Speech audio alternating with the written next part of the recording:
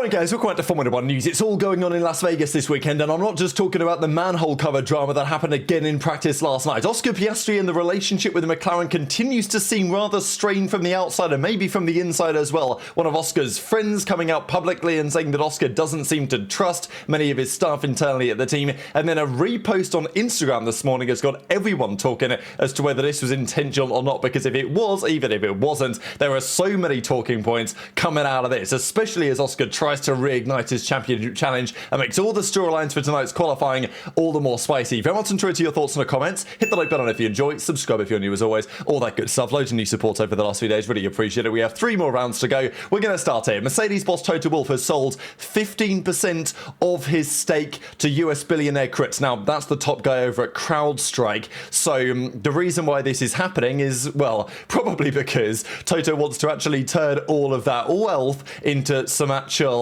cash on hand. Now, it is interesting in terms of what this means for the future. If you guys aren't aware, when Toto got involved in Mercedes, I think the Formula 1 team was considered to be worth, I don't know, $150 million, something in that kind of ballpark. The team today is worth near enough $6 billion. That's the growth of Formula 1. That's the success that Toto has helped bring to that team over the last decade and a half, basically. But the ownership structure there is Toto himself owns a third, Mercedes-Benz, they own a third, and then Ineos, they own a third of the team as well. Now, Toto is selling a 15% stake of his share, so that's 5% of the total ownership, to the boss, the CEO, founder and CEO of CrowdStrike, who have been involved in Mercedes for some time. So Toto's ownership now dips below the third that he had, but he still owns enough that to make decisions, it still will need to be on board effectively. So it doesn't really change the management structure. The ownership structure does change, but the management doesn't probably change substantially. But it's kind of remarkable that Toto's share was worth, as I say, like 30, 40, 50 million dollars when he first became an owner of Mercedes, and then all these years later, just 5% of the company, 15% of his share, has been sold for $300 million. So, like, he's basically 10x'd his investment and still has 85% of his stake left in the company. So it makes sense why he would look to sell. Now, of course, there have been some questions as to whether this could be step 1 to Toto stepping away, leaving the team, stepping down as team principal. Time will tell on that one. The other update is this. So Jason Somerville, who's been head of aero at the FIA for a little bit of time, there was a big rumour the other day he is set to join a Formula 1 team. The update on that is that the other day we thought that might have been Cadillac. It's actually, according to Autosports, going to be Alpine. So not a major change, but still something worth keeping in mind. Let's talk about Vegas though, because last night, very awkward hours for us here in Europe, was practice for the Las Vegas Grand Prix. Of course, for many of these guys, they've not driven this circuit before. Ollie Behrman says that was the least enjoyable track I've ever driven, so a street track anyway, and probably those are relatively synonymous. So not an unorthodox opinion, as it were, but equally Vegas did deliver, I think, the most overtakes on the calendar last year. It's not a bad Grand Prix to watch generally, and there is something cool about the cars going down the strip, but to drive, and in terms of track layouts, you know, I think it does leave a fair bit to be desired. Now, one of the key questions this weekend's McLaren. Where are they going to be? Because practice yesterday didn't really give us too many answers to that question. For various reasons, it was somewhat difficult to get a read on pace. They've not been good around here for the last couple of years. Zach Brown says it's going to be a tricky weekend, but Lando does top second practice. Again, there are plenty of caveats in place for that practice session, but nonetheless, it does feel like, and this would be expected, McLaren have at least found something. They're still not going to have that crazy straight line speed. We know that it's a bit of a weakness for them given the management of the rear brake ducts and some of the aerodynamic consequences of that with the drag on the car, but they're probably going to be better than recent years. I guess we'll find out tonight. It's not a very high bar they've set the last couple of seasons around this circuit, but from the Oscar Piastri perspective, he really needs to win. It's not like it's a must. For Max, it's a must. I think Max has got a great chance to win this weekend, but for Oscar, he really needs to get a sizable chunk of points back over Lando. Confidence building weekend. That's going to be difficult to do if McLaren are not all that competitive. So the first practice session went like this. Charles Leclerc tops the timings ahead of Alex Albon, then ahead of Yuki Tsunoda beyond Max Verstappen. So both of the Red Bulls are actually looking pretty good. again, is it over yet for Tsunoda? I don't know. Like, there were some talks during this weekend that the decision has now been made, that it will be Isaac Hadjar in the car next year alongside Max rather than Yuki. The team has said that they will confirm it before Abu Dhabi. That's only a couple of weeks away, so it's quite likely the decision has been made. I don't know. Maybe Yuki has one final chance this weekend to turn the tide of that. It was a decent start. The Williams looking good. The McLarens are in the mix as well, 6th and 8th. The Mercedes a little bit further behind. So, yeah, it was almost a little bit Noah's Ark going on here with 2x2 up the leaderboard for the most of the part of it. Let's get into second practice, though, because this is where the drama really got underway. Couple of red flags. Now, I found this whole scenario quite fascinating when it came to the response from F1 TV and F1 themselves, and I'll explain why that is the case here in a second. But there was a couple of red flags. GP says there's another one now. I don't know what it's for this time. Just before we get to that, I did bring up this screenshot for a reason, because from here, with all the lights, it looks like, wow, Hamilton nearly ran into the back of Hülkenberg. What's going on there? Of course, you've got Behrman and Tsunoda behind getting out of the way, then Hamilton has to duck to the inside. When you look at it from Hamilton's onboard, it's actually kind of remarkable. So he's coming up full speed, he gets a nice tow from Tsunoda, and then at about here when he's braking for the corner, you start to see this kind of black blur come into view, and then very quickly indeed, this car just kind of almost appears out of nowhere, really. Appears out of the abyss, and Hamilton realizes he has to take evasive action. So that was a little concerning, but the red flags, again, were manhole cover related. Now, this immediately PTSD for poor Carlos Sainz, who ran over one back in 2023, destroyed his Ferrari, and, well, there were loads of dramas because they had to replace the car, they took a penalty as a result. Ferrari were not happy about it at all, and understandably so. But the red flag this time happened for a very similar reason indeed, as was described here by the FIA, following a Marshall report of a possible loose manhole cover before turn 17. Race control were unable to confirm this information from the CCTV. We red flagged it as a precautionary measure. They then did it again because even though they tried to tighten up the screws on the manhole, it was still moving a bit, and they felt like the only solution was to weld it to the ground, which is what they eventually did. Some great shots here from Kim Illman, actually. So this is the manhole cover in question, and look, it is rooted into the ground. They've obviously done a better job of preparing after what happened in 2023. So they've tightened everything up or whatever. But if a car goes over it, it then looks like this. So you see that it's raised up just as a car goes past here. And as long as it goes directly over the manhole, right? Because we know the floor is, well, the car is getting sucked to the floor, the ground, by the floor of the car. So it's sucking up, equal and opposite reaction, all that stuff. So this manhole cover is at risk. And you can see that it's raising up by, yeah, it's not going to come out the ground, probably, but they had to make it precautionary. And it's rising up here by a centimetre or so. They decided that they would screw it down a little bit more, but it was still doing it. And therefore they realized, okay, we've got to send in the welders and weld it properly into the ground. Which again is like, why did they not do this in the first place? This was the smaller one, but that's what destroyed Carlos Sainz's car a couple of years ago. So again, it's a bit of an embarrassment, really, isn't it? Like, there was all the talk 2 years ago about the manhole covers. We knew that it's an issue around Vegas. Last year it was okay. And then this year, obviously some sort of oversight has meant that there was still a potential problem. And this is a big one, right? So if the screws come loose on that, then that could be a serious impact. So I think they probably did the right thing making the decision they did. But there was also drama about the reaction, because if you guys were listening on F1 TV, or if you've actually watched, which I did this morning, the recap on the F1 YouTube channel on the FP2 session, they don't say what it was. They just say, oh, the session's been red flagged.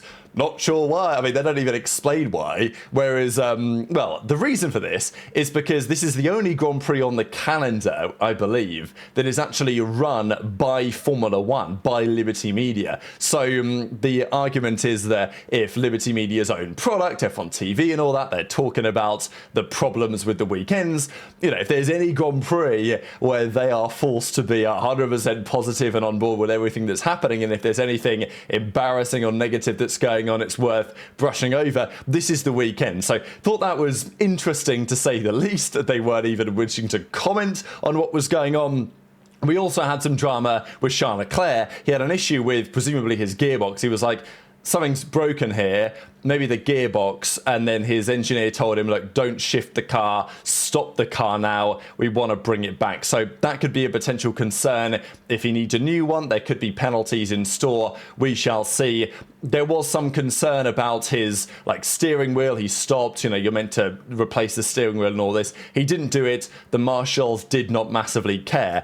But notably, Norris did go P1 at some time, and he stayed there at the end of the session as well. Now, the middle sector is going to be great for the McLaren. There should be no surprises there. But the first and the third sector, lots of big straights to think about, especially the third sector. It shouldn't be great for McLaren. So there's going to be a bit of a compromise there. Again, engine mode will be pretty critical here, and we know that Verstappen has a brand new engine in this car. That is not the case for Lando, but again, in practice, they use other engines in the pool and all of this stuff to make sure that they don't explode come the real race. But the final standings were like this after the second practice session. The Mercedes were definitely looking up there. Again, take this with a massive pinch of salt, because many of these guys didn't really get proper laps in towards the end when it mattered. Some were used the soft, some didn't, so it is what it is. But, notably enough, Piastri down in P14. He wasn't, incredibly disheartened by the day. They felt like they made some progress. And again, Piastri didn't, wasn't really able to get a proper lap in. But the point is that Lando was first, Piastri was 14th. Again, it's going to cause a little bit of a talking point. But it's still kind of all to play for, I think, this weekend so far. Even Hamilton says, yeah, didn't really get a good lap in an FP2, FP1, but I felt pretty decent. We improved the car, was feeling strong, but yellow flags, red flags got in the way. So that was unfortunate. I'm excited, though. We probably won't make many changes tonight because I'm happy with the car, he says. So Ferrari should be in a decent spot. I think Mercedes should be in a decent spot. Red Bull should be strong as well. McLaren, I think, are going to be at least reasonably strong. So it's pretty nip and tuck, really. I know that Mark Hughes put an article together here saying that last year, McLaren and Lando tried everything in setup to maybe find themselves in a better spot this year, and it feels like that's true so far, right? I mean, Zach Brown started out the weekends by saying, oh, it's looking a little bit shaky for us, but Lando Norris finishes practice and says, I think we had a better feeling than what we had last year. Some good feelings, not a lot of running, but the pace is clearly there. We made some steps forwards. He goes on to say that we're fighting for pole, right? So look, you would expect him to say that. He is leading the world championship. But still, when asked, what's your expectations? He says, yeah, I think pole position is potentially on the cards. That's a pretty good sign if you are a McLaren or a Norris fan, or maybe even a Piastri fan as well, because the door is maybe open to score 25 points. But are there any doors open at other teams for Piastri to join? Because as it stands, that may be a realistic outcome over the next couple of years if what we are going to discuss has some legs. So it was all going on overnight with regard to some comments made by one of Piastri's close friends, another driver. We'll discuss who here in a second. But also then Piastri decided to follow up himself, unintentionally or not, and has really set the world ablaze. So Piastri was taking positives out of yesterday's practice session. But let's talk about this. So Charles Leclerc, who I'm probably pronouncing the surname wrong, probably pronouncing everything wrong, but a Brazilian driver who drove with Piastri, notable driver, and here they are. I don't know if they used to live together, roommates or something, but regardless, they have spent a fair bit of time together in their younger days. Now, he went on to say the following. So again, he was asked about Oscar by the media, and this obviously happens frequently when you have drivers that are really in the mix of their first championship. People ask their friends, family for some sort of comment. Now, in Lando's case, I think his friends, his close people that are kind of asked, let's say they're streaming, right, on Twitch or whatever, and they're getting asked, so what's going on with Lando? Why is he struggling right now earlier in the season? Generally pretty clean and easy to, quick to shut down any kind of concerns. Whereas in this case, with regard to sabotage or favoritism or anything to that regard, but that was not exactly what was happening here. So he went on to say, trying to reset and fight for the title over the next couple of races. Many forget that it's only his third year, different to Norris, who's in his seventh year. It's different, especially with Lando compared to Oscar.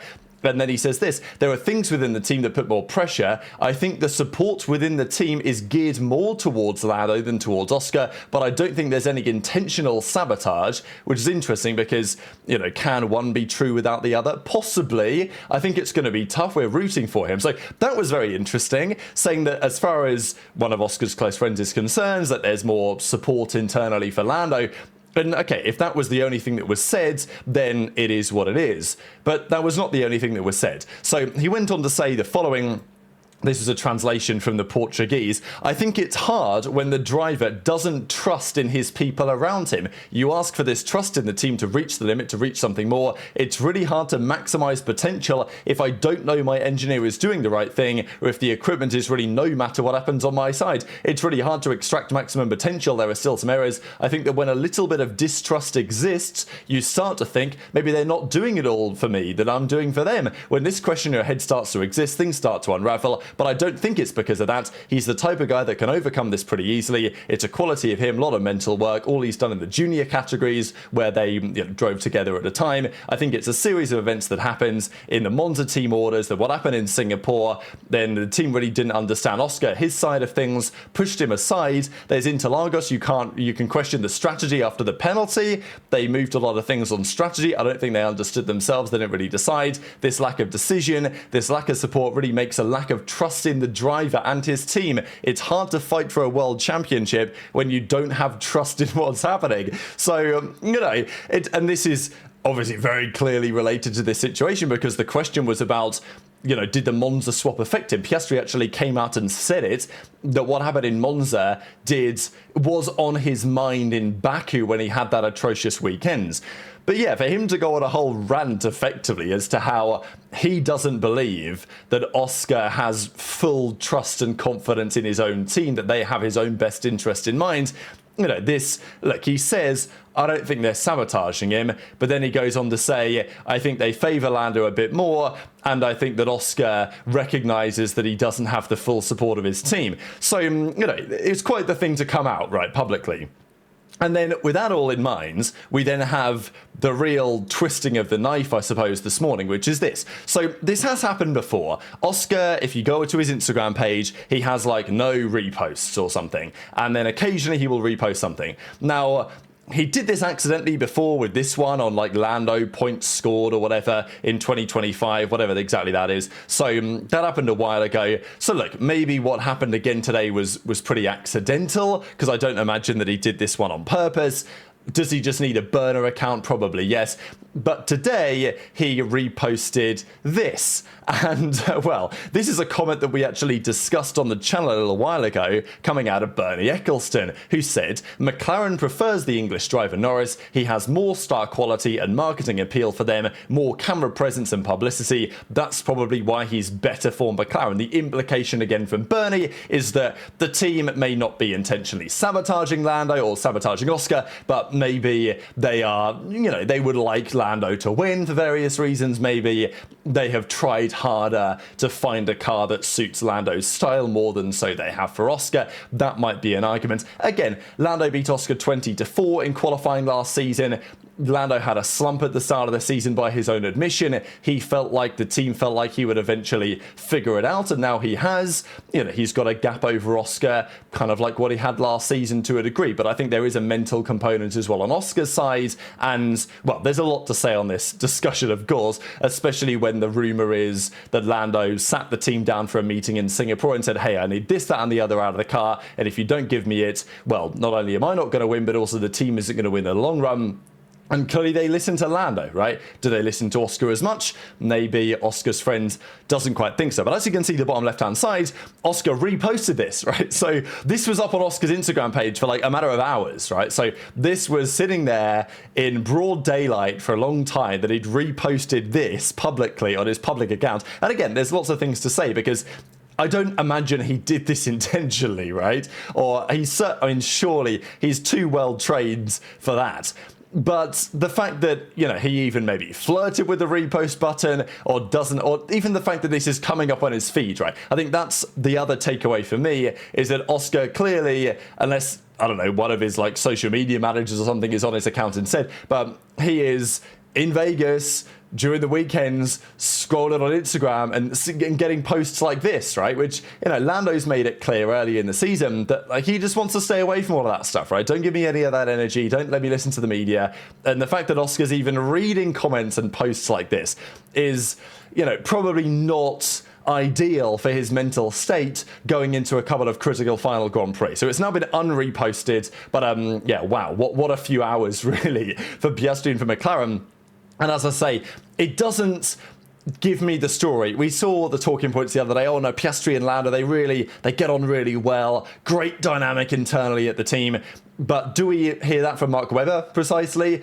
You know, he's not shut down any of the rumours about all sabotages, their favouritism. Webber, who's Piastri's manager, has definitely, I don't believe anyway, has said anything totally publicly to the contrary of that idea. They've then got Piastri making reposts. It's all going on. And even just one final thing to say, just to close out the video, I thought this is kind of interesting going into qualifying tonight on Lando's kind of psychological approach. There was quite a lot said here, but the conclusion is, because earlier in the season, I was critical, many of you guys are critical, the community being critical of Lando's mentality, right? Things would go badly wrong and he would say, oh, I'm terrible, all this stuff. Like very negative thought processes.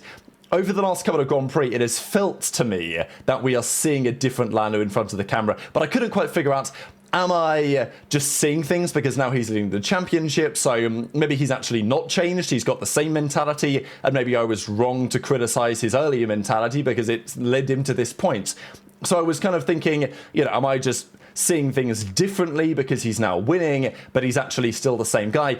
But no, I do believe that he's changed, and Lando even says that himself, that he has changed his mentality as the season has gone on, and I think it's helped him, right? He said this, I'm not always more positive, but I am more positive and less negative about when I have bad days and bad sessions, and I now believe in myself a bit more than I can turn it around. So yeah, this was kind of the assessments here, discussion with Andrew Benson on his kind of, let's say, mental progression over the course of the season to go from a Lando Norris who did seem to struggle when things weren't going his way to then getting up from what happened in Zandvoort and really coming on strong towards the end of the season. So I think that's probably enough in Lando's words there to say that, yeah, he has, you know, he's not entirely a different person, but he's certainly changed his mentality to a degree as the season has gone on, and I think that's certainly helped him. So we'll see what happens tonight in qualifying, of course, but with all of these dramas circulating Piastri and Lando and McLaren, it's difficult to imagine that Piastri in these circumstances will be able to make this title comeback. Maybe it's still a chance for Max. Enter into your thoughts in the comments, hit the like button if you enjoyed, subscribe if you're new, take care, and I'll see you next time.